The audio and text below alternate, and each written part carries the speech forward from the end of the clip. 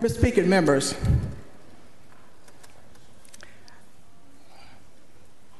one of the things that I have been privileged to do is to be a member of this body for a very long time. And I'm grateful to the people that I represent and who has held confidence in me to give me the privilege to serve with some of the greatest people on earth. That includes you, Sticky, Tender Hope. That includes you. Rinaldi and Schaefer. Mr. Beedham, I haven't had a chance to work with you long enough. But I do think that you is an addition to the body.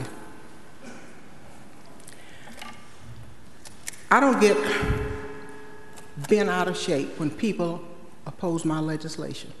You know, there are people who come to the committee and testify against my bills all the time. I don't get angry, and many times I learn something from them. Sometimes I withdraw my legislation because they have convinced me that the legislation I carry is not good. But they are people just like you that I care about. I care about those who are defenseless, voiceless, and cannot help themselves.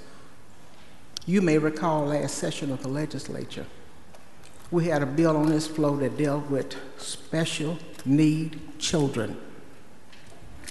Those are the children, some of them who goes to public school, many times injured, but cannot speak and articulate what happened to them.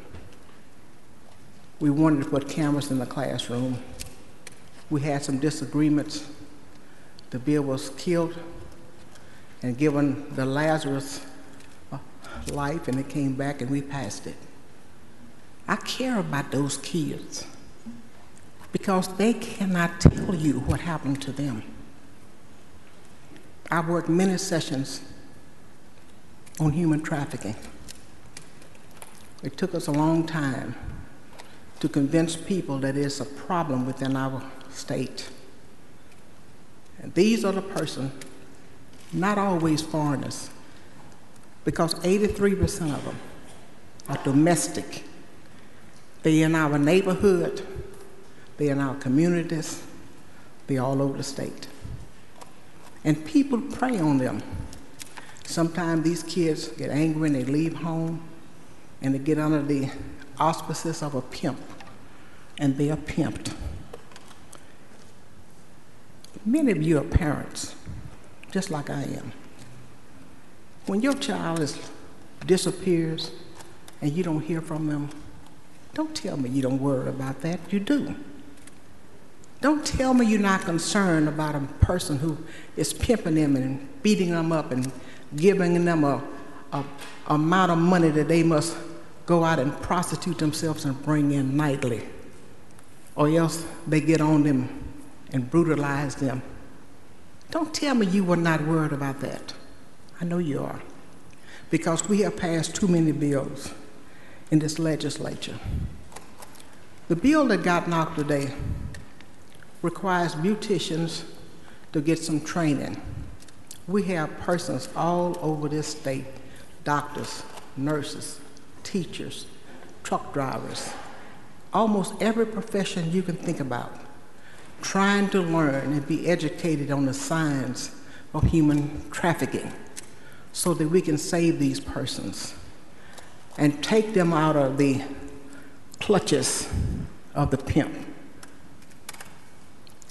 And when those 5 persons bumped this bill today, I had to go back, Representative Sanders, and think about Proverbs 30:9. Speak up for the voiceless. That's our obligation. The bill increase gives the beautician information on how to spot it. And every woman in here who goes to the beauty shop talks to their beautician. And you talk about things that are personable, they are the best psychologists I know. And you tell them things, And maybe that person who's a victim cannot call that 800 number that would be in that beauty shop, but she can relate to that beautician, or there may be signs of that person that beautician picks up that this person is a victim of human trafficking. And when they leave, they can call and say, this person was here at my beauty shop, and they left in such a car, and this person brings her every week or every 2 weeks to my beauty shop, and an assistant to the police department.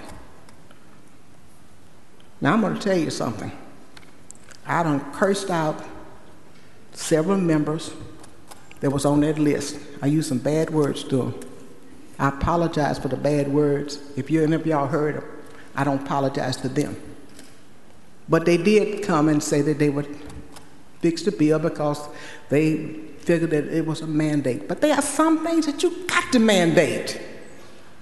Wouldn't you want somebody to rescue your child? Wouldn't you want it? I want it.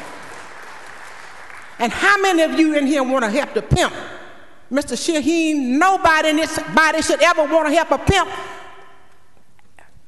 traffic a kid or a woman in this state. Nobody should. And that's why we have passed the many pieces of legislation, and we lead the country in laws and things to regulate and to punish people when we find this thing out. I don't want to be a person who helps the pimp. I want to help the victim. Now, they promised that they was going to fix this bill. But let me tell you something. Our law enforcement put their life on the line when they go in and bust up these rings and these massage parlors and things and release women and sometimes men out of the clutches of pimps. I don't want to make it easy for them. I want to make it hard for them. I want to catch them. And I want to say something else. I'm a Christian, and I'm here on a mission to do the will of God. And it does not mean protecting the pimp. It means that I'm going to protect and do everything possible for the victim and the voiceless and those who needs help. I thank you, my colleagues, for wanting to make the changes. I understand now what your position is, but you didn't talk to me before, and that's why you got that cuss out a while ago.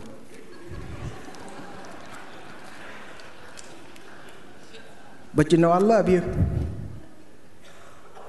and I hope that a situation like this doesn't happen again. And for those of you who are childless, if you had a child, you wouldn't want this to happen to that child. And at the end of the day, when we are able to rescue these victims, they bring with them a big price tag for society, who have been robbed of their skills, individuality, and the contribution they make. We have to pick up the pieces and pay for psychiatric care and housing and treatments for them. And the pimp has got away scot-free with money rattling in his pocket. And I know that nobody, not even those who was on that bump-off list, want to make that happen. So, Mr. Speaker and members, thank you.